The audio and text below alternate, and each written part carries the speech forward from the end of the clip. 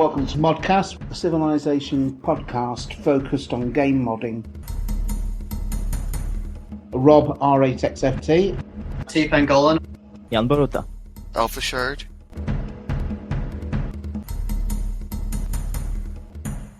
Well, what do we call you, though, Adam? Do we call you Puakai? Do we call you Adam? What? You know, can we pronounce it? I know I can pronounce Adam. He's been waiting for it. Yeah, I'm sorry, I've been waiting for this for so long. I think it's Powakai. Or Escape Race would say Pookie. Oh, God.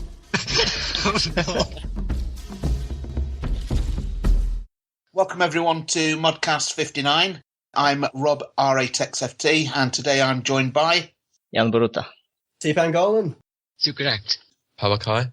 Me and a friend who doesn't really do Civ modding, but he's really actually starting to try. We've just completed this tool that automatically converts all XML to SQL. So it doesn't have that much, functionality other than converting antiquated XML stuff into full-on SQL, beautiful JFD-style stuff. But it makes things look a bit more sleeker as well. Powakai, you're... I'm disappointed. Powakai, your sad devotion to the ancient religion. No, because JFD gives me hell for it, but it's just easier to pick up on. Like, if I'd gone into right at the start and seen a bunch of SQL, I probably would have turned and ran the other way, but I just like to be able to have it in such a way that new modders can go into my mods and have a look and see, right, okay, that's how that's done, and learn that way, because that's how I learned how to mod.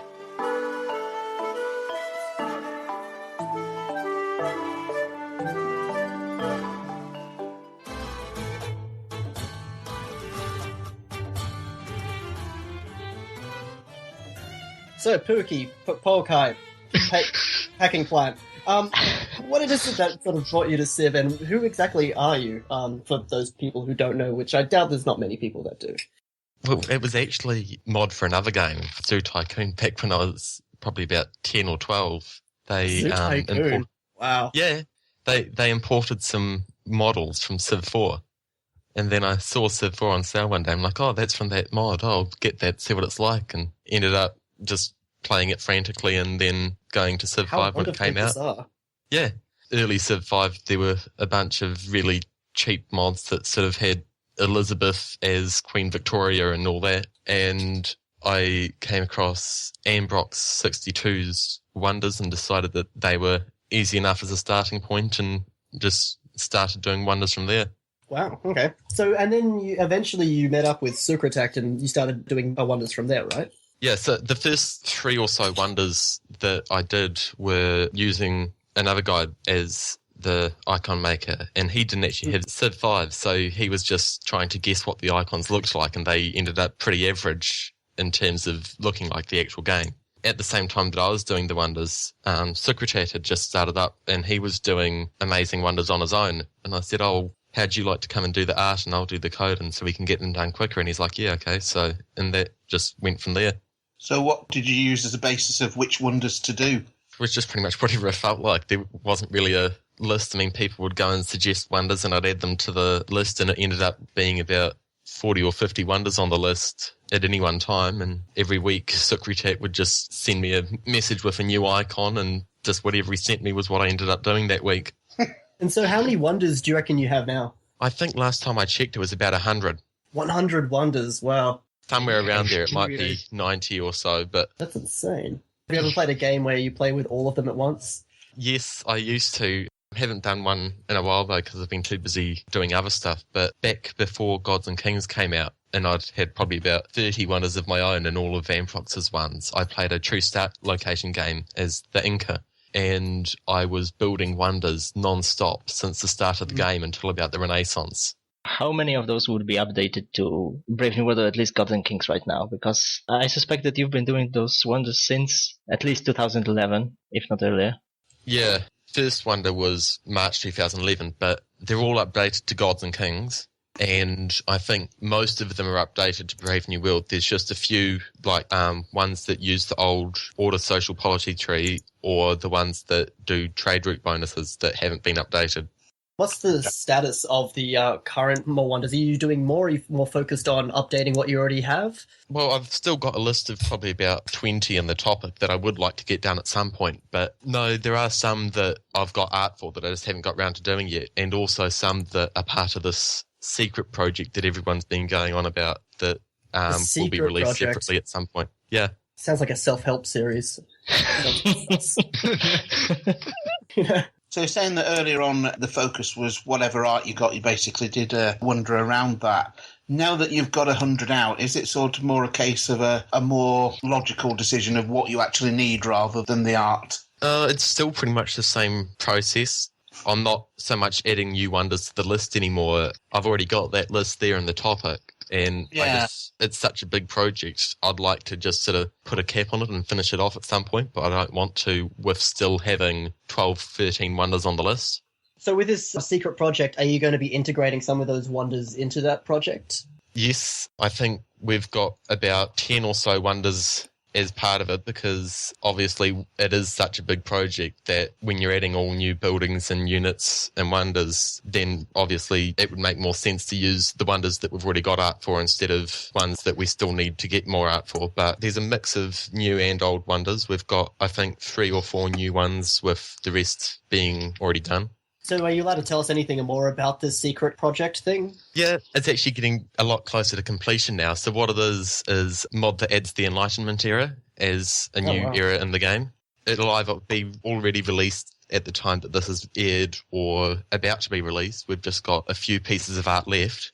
So basically it adds about 10 or 11 new units to the game. It adds a bunch of new extra techs and buildings and wonders. It was sort of jarring from the Renaissance straight into the Industrial. And so we've expanded the tech tree a bit. We've changed unit lines around. We've made sure that it all works out and that it fits in reasonably well with the existing game mechanics. There's nothing too outlandish in it. Unit upgrade pass. Does the Enlightenment era actually change the whole sort of pikeman to anti-tank gun line at all? We mainly changed the naval line, not the land line. Oh, okay. So the pikeman to lancer gets just an upgrade to Ulan before the anti-tank gun. So you have industrial era lancer.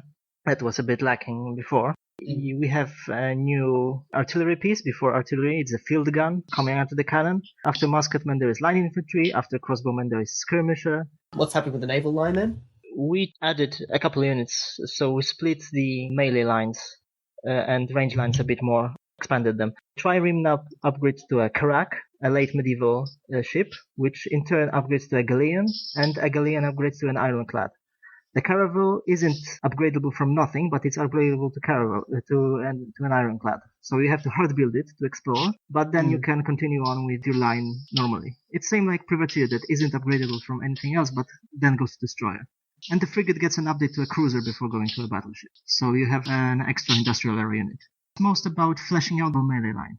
This should be really fun with all these new units running around as well. Yeah, should be good. We didn't change the pikeman upgrade paths because we thought that while it is a sort of overhaul, we didn't want, especially I didn't want it to make it a super overhaul of everything. Just so when a player is accustomed to a certain style of play, we didn't want to detract from that style of play.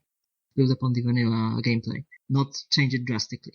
I mean, personally, I never built Spearmen because of what they ultimately upgrade to, but I guess really it's easy enough to just mod that, isn't it?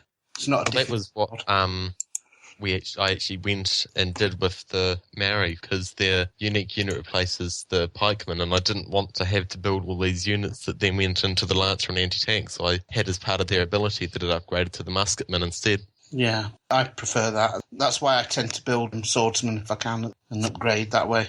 With more wonders, a lot of the splash screens were just photographs that I'd found online and then put through an oil paint filter. But for the Enlightenment era, we've actually got proper splash screens painted by Jan and a guy on Reddit called the Space Pope. Proper splash screens that look like they're out of the game.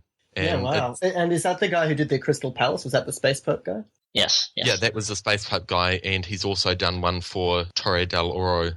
We've got Andrew Hart, or whatever his name is, who does the voiceovers for the Dawn of Man for a lot of mods from Colonius Legacies and Morsivs and others. And he's actually done recordings for all of the quotes in the game. So all the wonders have voiced over quotes with backing tracks, and the text has voiceovers, and the error entrance has voiceovers. Yeah, it's really not that often that you see a mod that's so sleekly done that adds a new era or adds new text in that is so sort of conducive to what the base game sort of provides. You guys going to be including civilizations alongside it so people can have like a full-on expansion pack experience? No civilizations in the mod itself. We wanted it to sort of be something like Events and Decisions where it stands on its own, but other mods can build upon it. So we are going to be releasing a patch alongside it for updating existing civs to support it. I mean, at the first glance, I have to say, it looks very much like it'll become as important a part of the game as the Events and Decisions it's out. You know, one of those mods where you couldn't believe playing it without it, if you know what I mean. We can only hope so. Yeah, so a lot of the art we've been sort of teasing in the More Civs project, and it's been really fun to see what people think it's from. We are reintroducing the theater as a part of great work of writing line. Yeah. Most of the great works have 2 buildings dedicated to them, and there was only the amphitheater for the writing. So to fill in a gap. One thing I've noticed in this Enlightenment era thing, you have 2 different buildings, which are the Academy and the Salon. Are those mutually exclusive?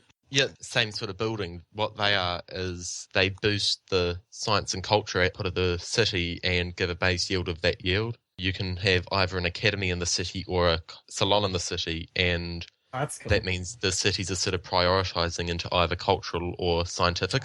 I mean, in Civ, it's kind of sad that you don't have any sort of either-or decisions, but it's kind of cool that you're bringing those sort of things in, because you don't really have that many mutually exclusive decisions. Been in development since April last year, so it's due to be released. More Civs. How did it all start? Because I was co-opted late in 2012, I think. Indoctrinated.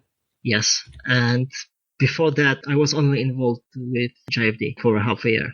How did you transit from More Wonders to More Civilizations? I can't quite remember exactly. It started out with Tibet, but I think Oh, it was more before just... that. Didn't you have like a bunch of African civs before that or something? Oh, yes, Zambezi. Zambezi. Yeah, that was I remember working with Sion, who originally released the Congo, and he had a bunch of art lined up for the Kilwa as well, the Swahili in East Africa, and because I was able to kind of do XML at that point, I did the code for him and he did the art for it, and it turned out really well. But of course a lot of his art's actually been updated since to be more in line with Civ work. But no, More Civs itself started out talking to Luigi, that's not how you pronounce his name, but Nobody knows.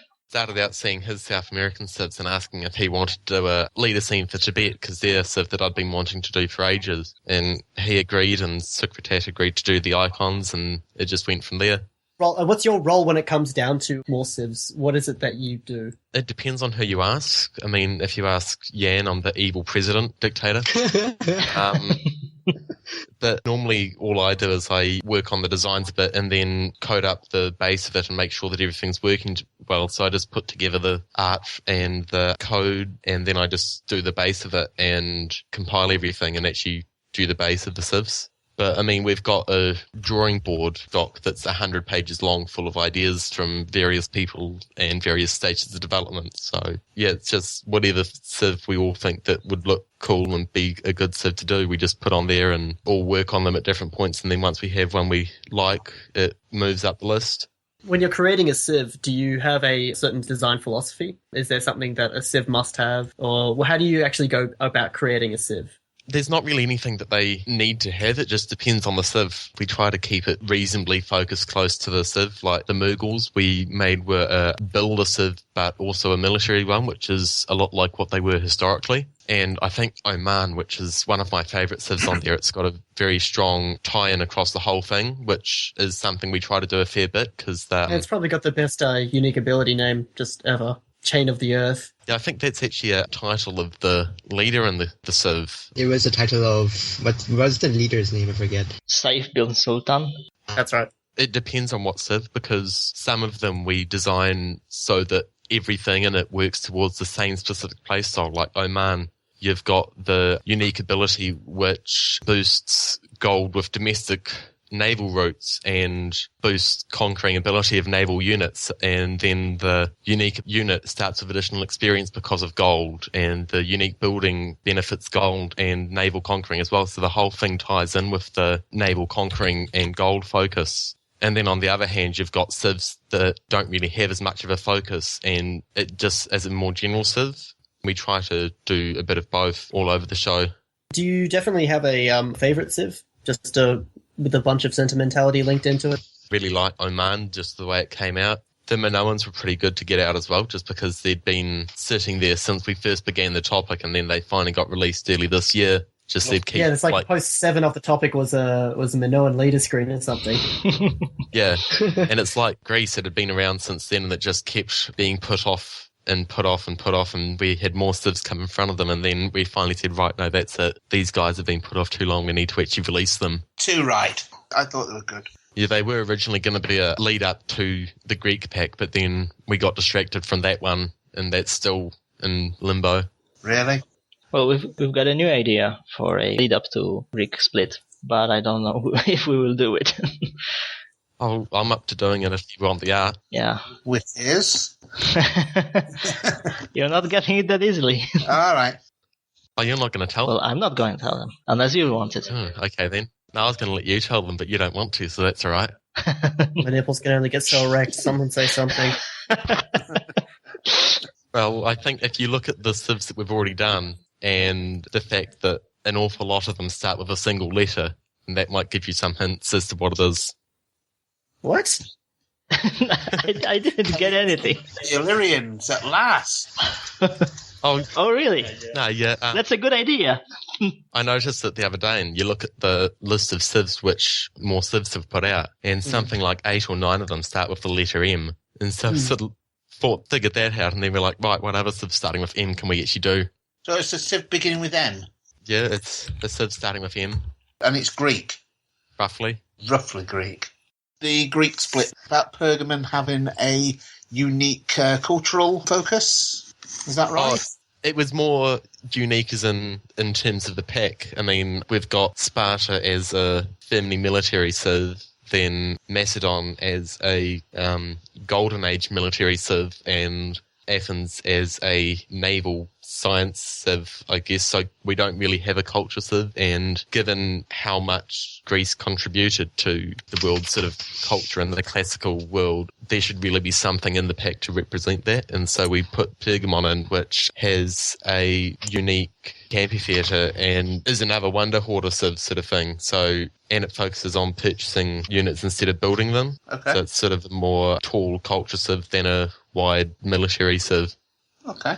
It's noticeable that the other Pergamon entry that we've had in Civ 5 so far is the Pergamon altar wonder as well. I didn't know whether or not you'd link that in, but I don't think it was one of yours, was it? No, that was Ambrox. I remember that one coming out, actually. But yeah, well, one of my original goals was to have some Greek wonders in the pack as well, but Yan quickly shut me down with that idea because it would mean so much more art. Yes, understandable. Well, it can be added after that, or we can make the Pergamon altar as a decision-based wonder, because it won't add that much art to do in the first place. No, but I mean, any more art in the minute, and on top of what you've already got to do is extra, isn't it? So. Yeah, and we have, art-wise also, we have a huge backlog of things, so I'm slowly getting back to it and ticking everything off. Slowly, everything will come into place.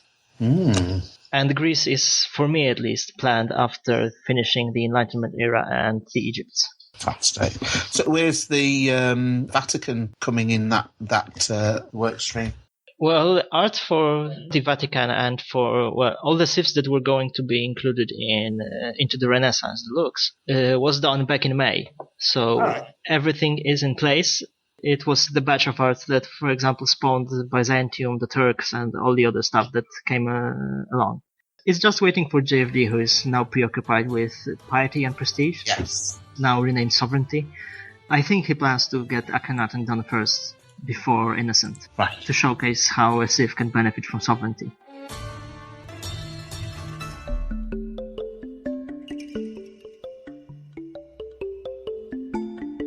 recorded for episode 58 with Rob R8XFT, Jan Boruta, Alpha Shard, and Framed Architect.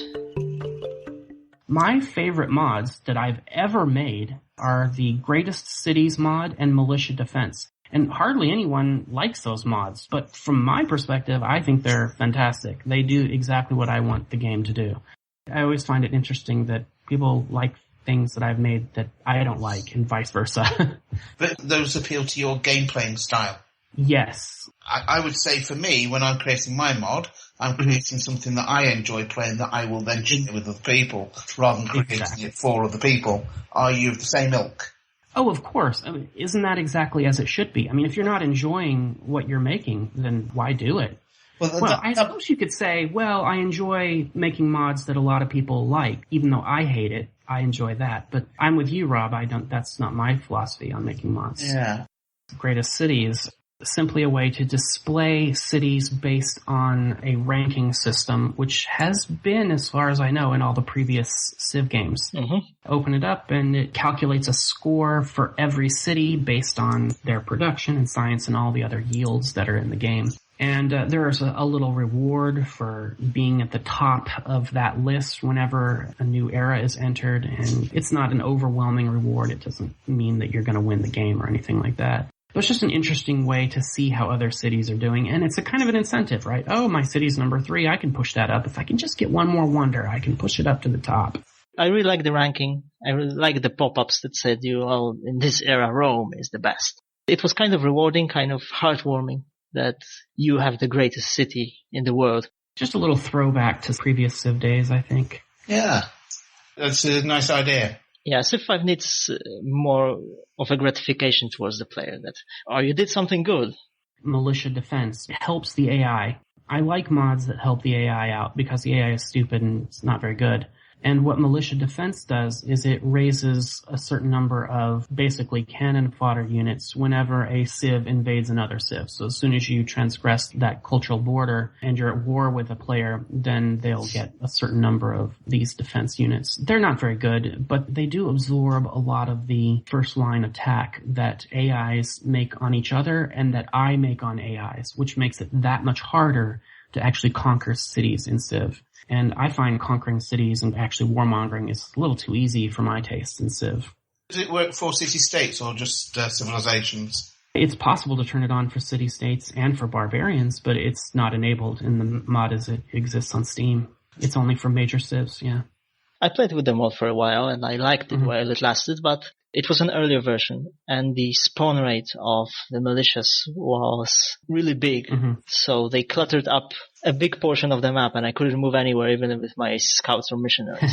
Yeah. So I didn't play with the newer versions recently. I might try it again because I liked it. But at the same time, I'm recently playing with the community patch and it revs up the AI unit production a bit. So warmongering starts becoming a bit more tedious and harder. So I don't think it will be necessary for me. But it's a nice concept. I liked it. And I liked the unit graphics that were always mixed up from various other unique units. Like you had a lancelet and next to it was standing a janissary. Like it was really fun. I liked it. Yeah, unit graphics. Yeah, they should be in overalls or something, right? With a pitchfork.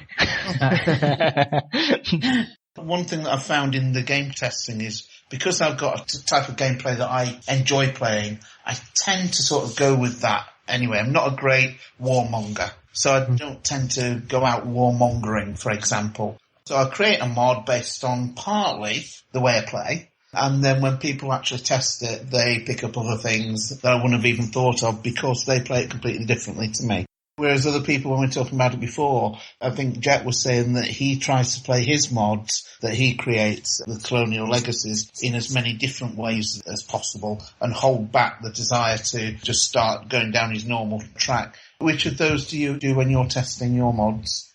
I guess I would say I play the way I play. But I'm a pretty good Civ base game player and I know how to win the game in many different ways. On the highest difficulty levels. So that said, probably I play the game in different ways. I usually come up with a strategy very early on based on the terrain and my neighbors.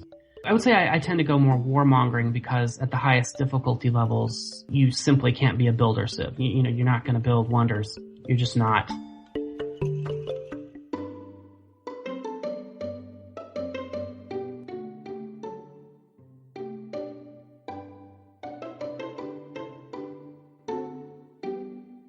So if there was a mod component which you haven't created at the moment that you'd like to see out there, whether you create it or somebody else does, is there one that you could suggest?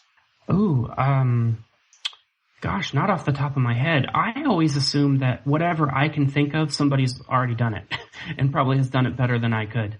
I wish I had more time to look at other mods, but I just don't. I prefer to spend what little time I spend on modding on making my things a little bit better. But I assume there's things out there that fix problems or address issues that I haven't even thought of. Don't know. How about you? What are some of the things that you would like to see? I would like to see a Civil War mod component. A bit like, I don't know if you played the game in Civ 1 all those years ago, as far as I recall, where there was a random thing that could happen to either your Civ or a foreign one, where the Civ was split in two, and half of your cities were now the French Empire.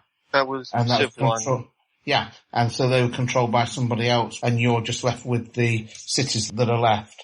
I think that might be an interesting idea. It might upset quite a few people if they were playing. Probably that's why people haven't done it.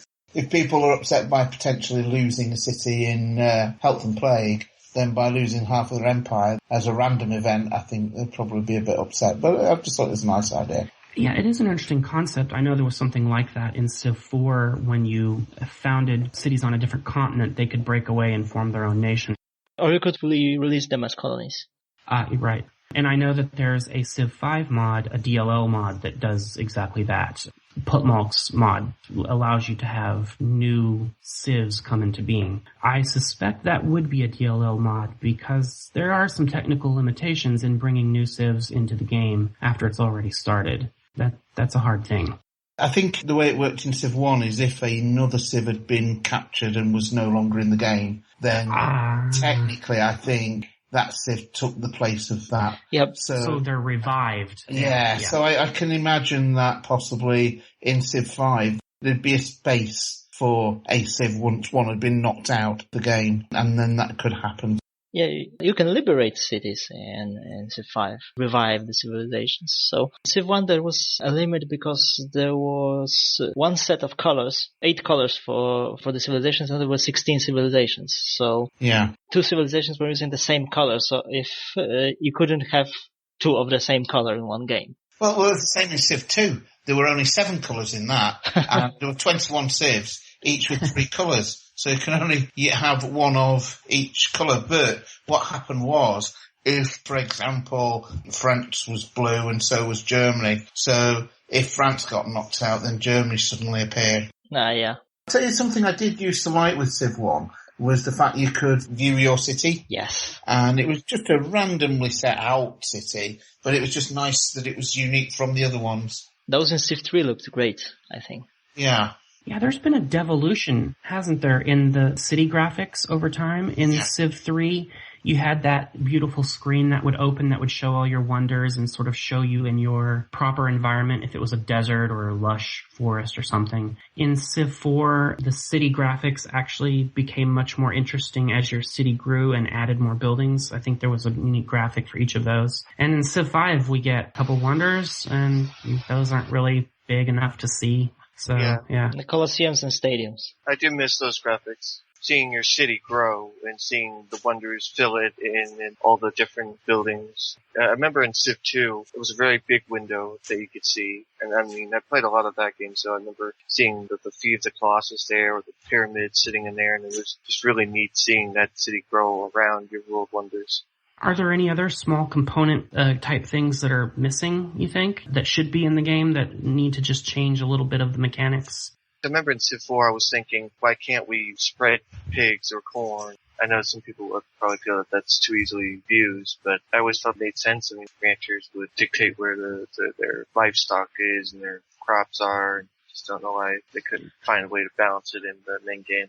Yeah, that would actually be a really cool ability, which is just, build horses or something like that. You can make it a build. You make an improvement. It takes an extremely long time to build it, but it allows you maybe to use your trait bonuses a little bit better if it was a resource-specific trait. And I know there are a lot of those in modded civs. And it would also allow you to take basically infertile land, which is the whole concept behind terraforming, right? To take basically marginal land and turn it into something that's useful. Yeah, you're right. That could be definitely something that could be done. Or alternatively, the opportunity to swap yields or do some sort of exchange for yields. A bit like you can convert science into gold, is it? Or culture. It'd be nice to be able to convert things like faith into something else that you could then use, or one of the yields.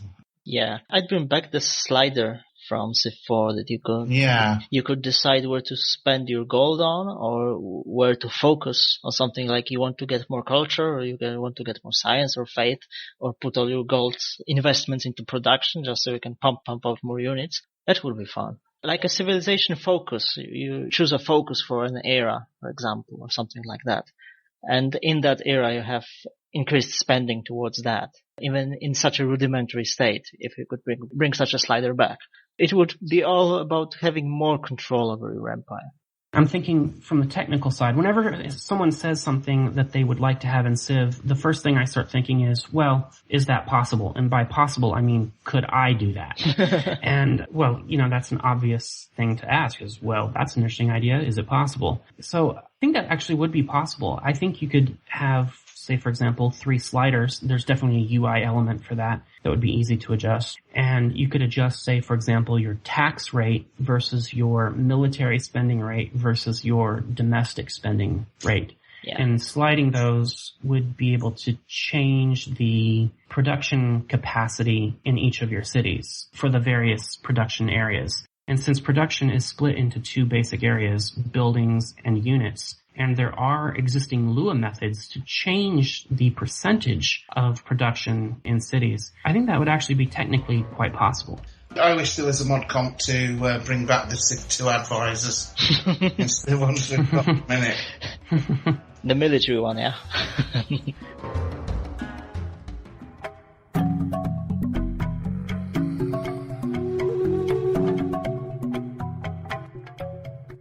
The MC and Colonia's Legacies rivalry kind of thing.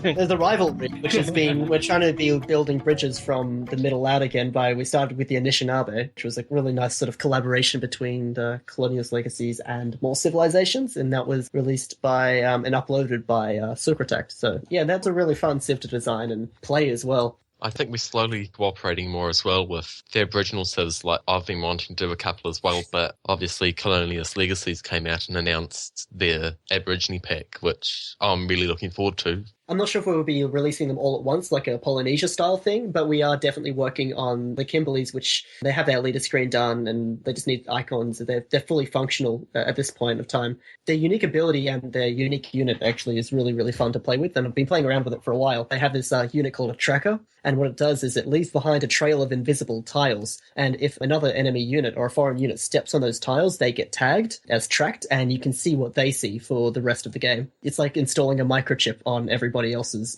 units. It's for the rest of the game. It's really hard to do. You just have to keep on walking around the enemy units. You're invading their dreams. Pretty much. It's the dream time, yo. Yeah, what else do we have? We have the Yolnu as well. The Kimberleys are the traders, and the Yolnus would be the tradies. They're the trade hub, pretty much, so they're going to be really fun as well. And then we're going to have the Anangu, which is based around Uluru, based around natural wonders and the Dreamtime. We're basically doing what we did to Canada in terms of Aboriginal civilizations. We've also got a bunch of Aboriginal civilizations coming up for Canada as well. I said I'm really looking forward to the Aboriginal civs coming up because Australia's been really underrepresented for so long, like Africa, and it's just good to finally get fill it up a bit more, so that it's not just full of barbarians and true start location maps. Just coming back to Africa, because I think more civs will be releasing Nubia relatively soon. It's a collaboration because Life in the East originally had it on their civ and on their list, and it had been one that I'd been wanting to for ages. So I organised that with COF and Regal Man, and we just managed to come to an agreement over it. they're the civ that would let Egypt build all the wonders and then come in and take it for themselves. They're sort of one that's got a big focus on wonders and military. Conquering a city with a wonder starts a golden age, and for each wonder in the empire, golden ages last 10% longer. Is there a cap on that? 50%. Designed it with Egypt in mind as the sort of civ that you're wanting to go in and conquer, just because that's historically what they ended up doing. Their archer unique unit is better against cities, and their unique improvement takes the combat boost from the Moai, because we got rid of that with the Polynesia pack. The unique improvement is the Royal Pyramid, of course, those tall Nubian pyramids. So what was the consensus of and the decision on the effect? Because I remember it was something else before, like some scaling effect, whichever era. Yeah. Originally, we had issues with the design because we'd sorted it all out, and then we went and did Polynesia, and the Moai there that we gave to Rapa Nui was pretty much the same as what we'd designed for the Royal Pyramids. We needed to go back and change that. So we've ended up just giving it culture and faith yields and the combat boost from the original Moai. So you build the pyramids and then your units fight better all around it. So it is still similar to the Moai, but it's not quite as similar anymore. It doesn't have the adjacent culture bonus, which is the big thing from the Moai.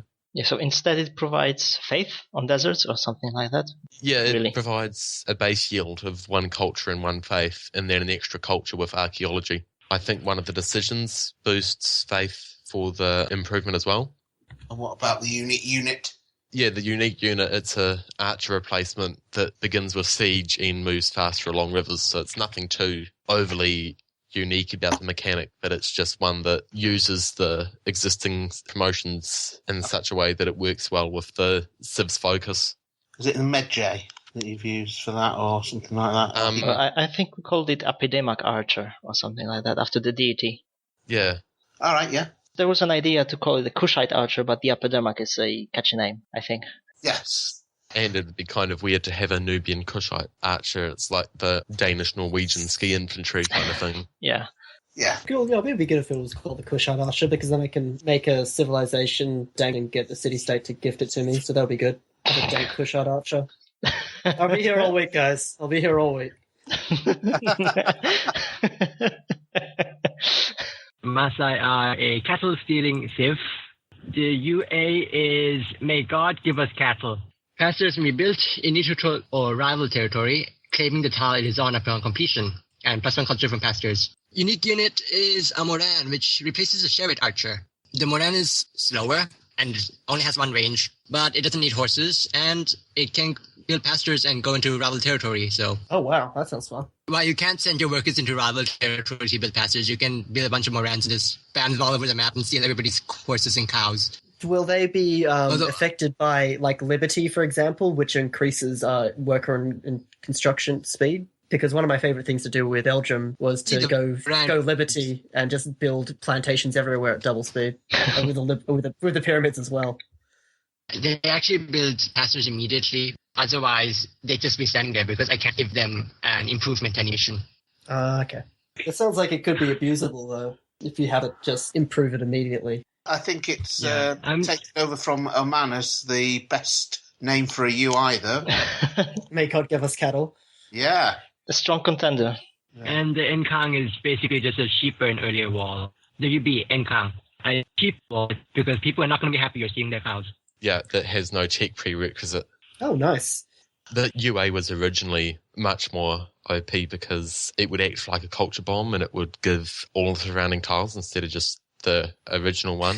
And that would happen in rival territory as well. And so you'd end up with enemy cities having just the tile that they're founded on because of all the pastures surrounding it by the Maasai. Yeah. So I think that's been nerfed since. Yeah, I recall COF did a test run with the Maasai and practically boxed every rival civ in on his continent before medieval era, just running around and claiming all the pastures. Yeah. No civ could get a second settler out. So it's been nerfed significantly since then. Yeah. Outside of your own mods that you've been involved with, which civ have you liked the most this past year and why? In the past year. Yeah, outside the ones that you've been involved in. That's a tough one. There's so many of them. It's kind of like, when someone asks you what your favourite song is, there's quite a lot of it. But, I mean, for me, it's the Zia. Or Shah should say, that Tomate did. Oh yeah, that's absolutely fantastic. That one. Oh yeah, that's Very, very amazing. dynamic. Yeah. It'd be mine, but it doesn't fit with my playstyle. My favorite is the Sue. Sue's very, very fun. I would definitely say it's up there with my favorite civs. That and the Nazca are probably my favorite civs that aren't Colonius Legacy civs, because hey-oh bias, what's happening? Yeah, the Sue is fantastic. The leader screen, the unique improvement, just everything about it. Every single component is so unique. People kind of put all their eggs in one basket when they design mods. They make it like a very interesting, unique ability, and then everything else is kind of not boring per se, but it's not as interesting as the unique ability. But with the Sue, every single component of that civ is utterly unique, and it's just so well crafted.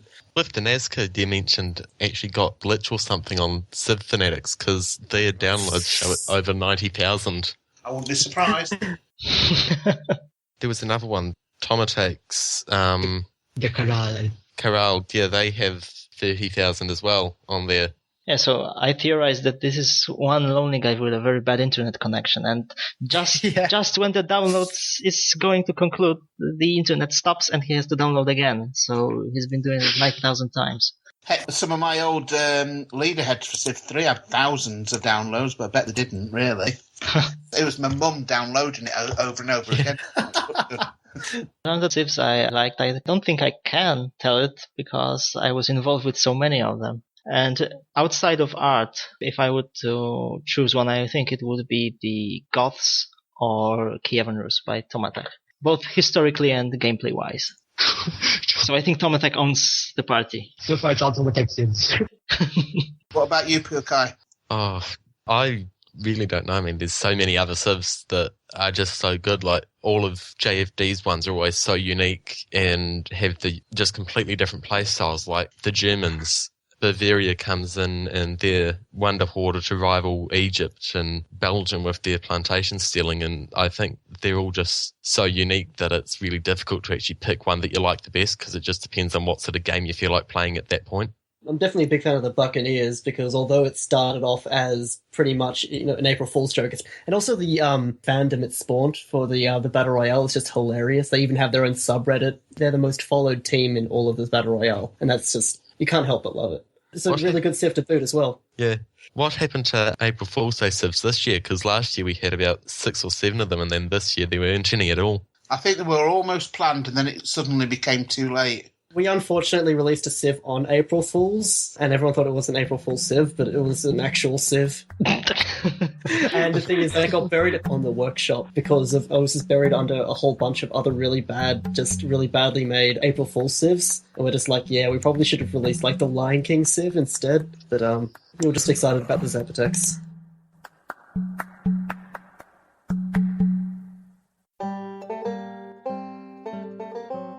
Calling today. In North America, the number is 301-637-7659. That's 301-637-POLY.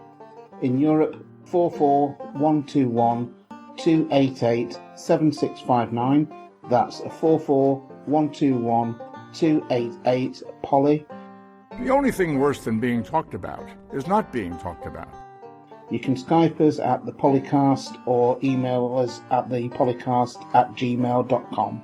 For more information on ModCast, our sibling shows Polycast, Revcast, Civcast and Turncast, or about Polycast in general, log on to the series' official website at thepolycast.net. Do you think we're going to get another sort of boost for Civ 5 shortly? Because it seems to have gone quiet a little bit just lately. Yes. And there seems to be a lot of little projects that are bubbling under at the moment that are soon to be released maybe in a month or a couple of months. Do you think that may become September, October, going on to Christmas this year, we're going to see another boost for Civ 5? Oh, hopefully. I mean, maybe not on the Colonius Legacy side because Neri is expecting a child later, I think, this month. There goes our productivity. So there'll be another worker then. Another one. Yeah, pretty much. We'll train him up to be a... Train him up. He'll be ready for Civ 6. We'll start him off with Zoo Tycoon, and we'll work him. That's a proven route. Start him off with icons. Like a lot of the ones I've been working on, it just depends on what art I can get for it. So it really depends on Jan and Socrates. Yeah, it's really depressing because a lot of Colonius Legacy civs, we have them completely coded, we just have no art, and a lot of them we have complete art but just no coding. So Yeah. Yeah, it's similar over here as well. it makes you just want to listen to that Gary Jules rendition of Mad World, really. Yeah. I think what happens, though, we're in some respects victims of our own success in that respect, in that people want a certain standard now. So just adding a bit of art that will do is no longer good enough. People want to wait for somebody to produce art that's the quality of Socrates and Yan, rather than just putting anything out. And It's really likewise, bloody high when they set the bar so high. yeah, Really well, high. this is it. I mean, people have asked me to release some of the civs from Anno Domini as independent civs. And maybe when Civ came out, I would have done that, but I can't anymore because I don't have time to make it compatible with all the different things you've got to make it compatible with. And then it just looked like it's, he's not bothered. We can ask ourselves, why did we mod so much? Yeah. Well, no, I mean, it's all good. There's been a lot of really useful things, particularly the events and decisions, I think, is, for me, the most important one. But, you've got Hazel's maps, labels, and you've got the Bingle's, Civ 4 traits, and all the rest of it. And then we're going to have the Enlightenment era, so we'll Oh see my how God. the compatibility. No, it's like... That's not too much of an issue though. Like I was going through the civs I worked on, and you only really need to worry about it if you've actually got a civ that fits in that sort of area. And it was more JFD's civs that needed updating more than anything, because I think only Mexico out of more civs was actually close enough to warrant updating it. I think we have, the Boas, Philippines, Mexico, all those sort of colonial era civs might need to have some updating with them. Yeah. Canada, actually, as well. So I hope you've all enjoyed ModCast 59. That's goodbye from me, Rob, R8XFT. From Jan Borota. From me, T. Pangolan. Me, so could act. And 45.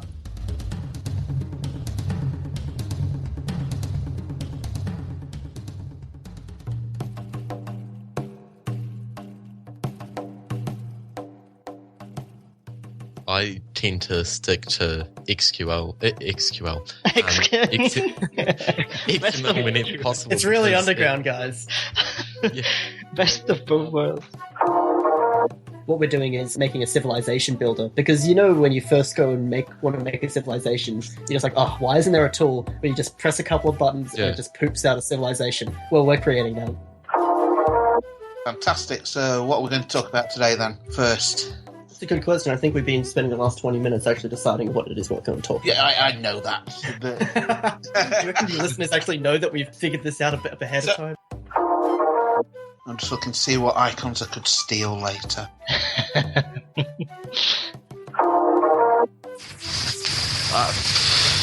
Oh, that one's turning into a transformer.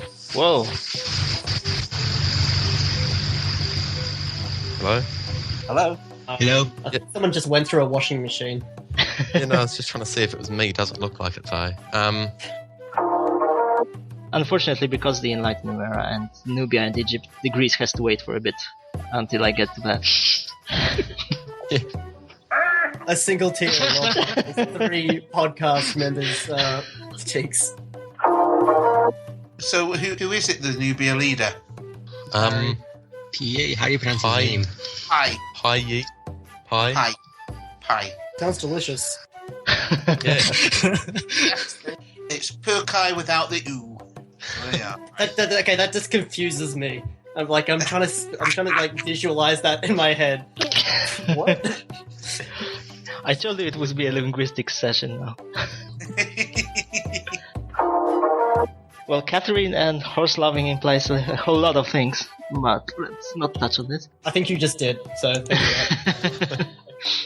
Well, there were allegations that she did love some horses, so yeah. You just said we're not going to touch it, and you proceed to touch it in many different places. Right? Well, it's history, it's still funny. Could you just go back to the Greek split then for a moment? You mentioned earlier... No, I've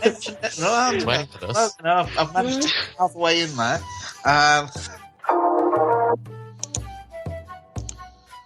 Yeah. Who's clicking really loudly? And then it stopped. Not sure. Yeah. Mission accomplished. The design isn't different from the one within Could you talk? Could you? Design. The microphone interrupts all the time. We can't hear anything. Conquest equals unique unit or unique building. If you go to conquer another city, you can basically build their unique building or their unique unit. Is there a That mod was that what does that? Yeah, it's great. But you can only build it out of that city. Oh, yeah, no, that because I remember that was one of my favourite things about Rise of Mankind for Civ 4 is that you could do that with conquered cities.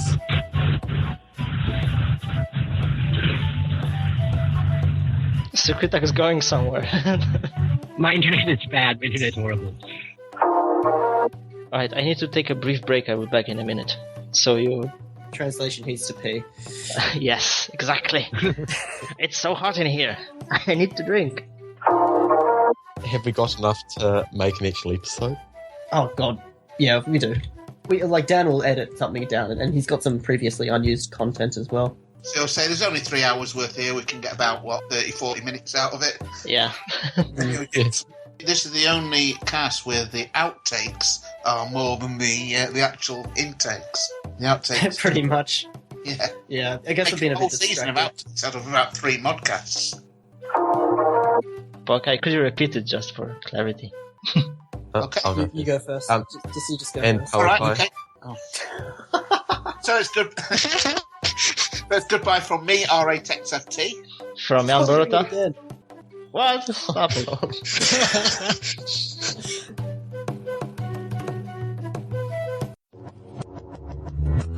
Record date August 8th, 2015. Civilization 4 and 5 sound clips. Copyright Take-Two Interactive. Copyright Civilized Communication at civcom.net.